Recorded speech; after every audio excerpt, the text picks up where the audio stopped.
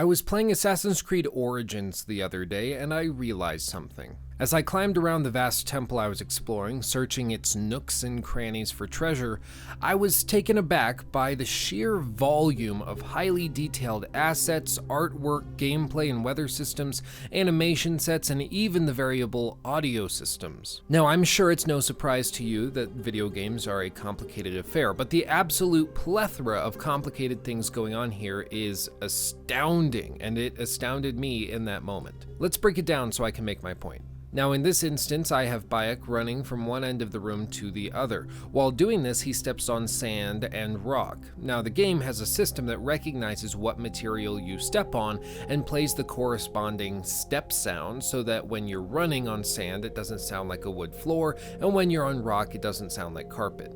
It's a fairly common system and one that in 2018 is considered to be basic, but nonetheless it is impressive, not just in this game, but in all games that implement it. But let's continue on to another. In Origins, almost everything can be climbed. Everything from cliffsides to ships to mastabas to pyramids can be climbed. Now this isn't like Breath of the Wild where you just see Link shimmying up a crevasse. Here, Bayek actually moves his hands to reach for the appropriate ledge, hole, crack, or branch. He shifts his weight realistically so that your heart pounds when he goes for a big leap and barely makes it. This requires an unholy amount of code and scripting to make every moment feel natural.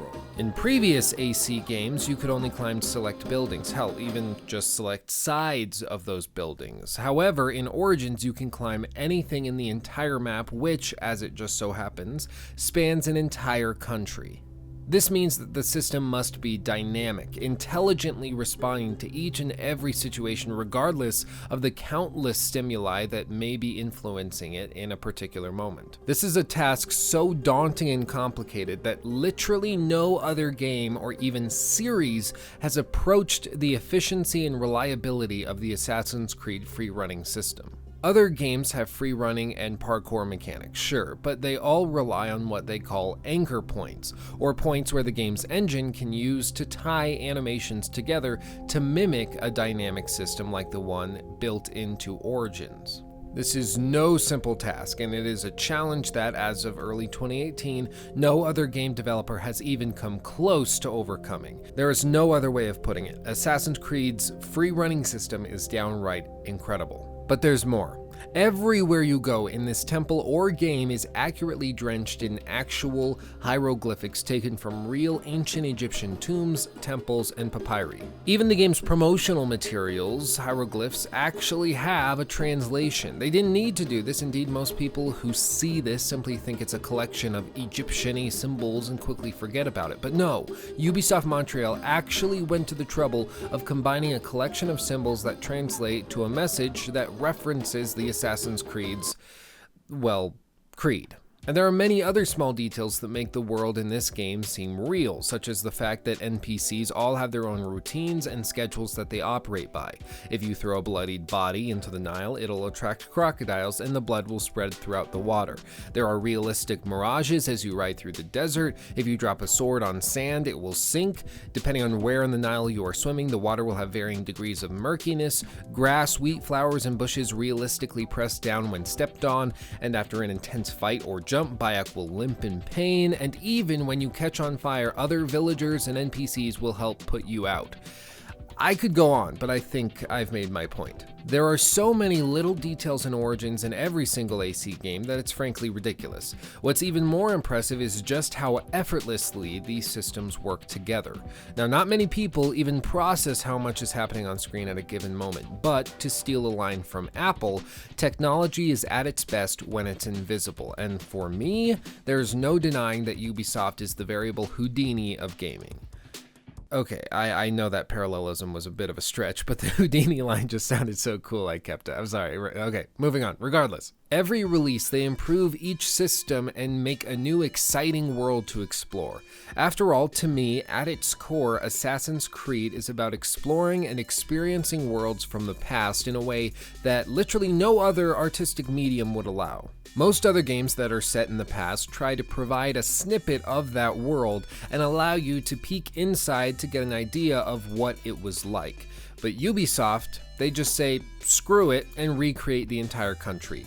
it really is phenomenal. Now, because I can already foresee the pedantic comment mentioning it, I'll address it now. Many people have been frustrated by Ubisoft because of their tendency to rush out the product, as we saw with Assassin's Creed Unity and even Watch Dogs, which I think is fair. They most certainly have made mistakes, which frankly would be expected from a company with thousands of employees and countless projects going on in a given fiscal year. However, we can't let a couple mistakes taint the incredible work that goes on in Ubisoft studios. When you break down what they are achieving with each and every release, even just on a purely technological level, it is remarkable. Now, what amazes me about all of this is not how incredible Ubisoft studios consistently perform, but how few people give them their due credit, especially after Origins, which after all is what spurred on the creation of this video.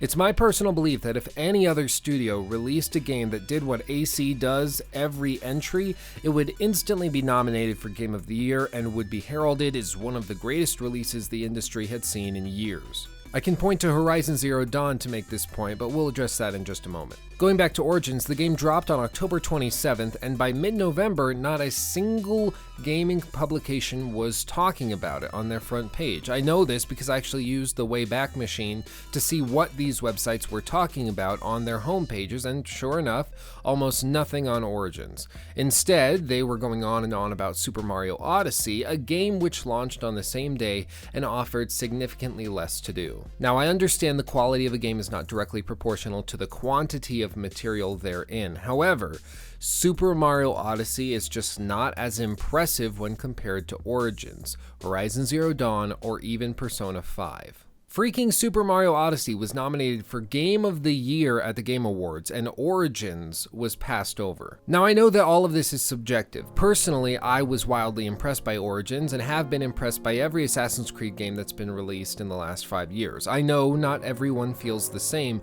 and that it's possible Odyssey simply connected with more people. Same with Horizon Zero Dawn. It tried to do many of the things that Assassin's Creed has been doing, or at least attempting to do, for years. Give the player a vast open world, a dedicated protagonist, a fast-paced combat system, cinematic cutscenes, and graphics that make all other games look like alpha builds. And to be fair, it succeeded.